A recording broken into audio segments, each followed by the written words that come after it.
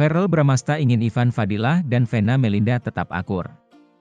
Pemain sinetron Verrel Bramasta mengajak orang tuanya, Ivan Fadilah Soedjoko dan Vena Melinda, berlibur. Ajakan liburan Verrel Bramasta itu tidak dilakukan bersamaan. Apalagi Ivan Fadilah Soedjoko kini sudah menikah lagi setelah cerai dengan Vena Melinda.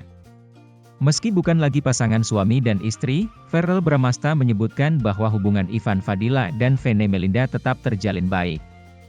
Aku ajak liburan Papa dan Bunda Sarmi, istri Ivan Fadilah, dan Mama, tapi waktunya nggak bersamaan, kata Verrel Bramasta di Mampang Perapatan, Jakarta Selatan, Sabtu, 8 April 2023, malam. Verrel Bramasta ingin supaya ayah dan ibunya tetap akur dan baik-baik saja meski sudah bercerai.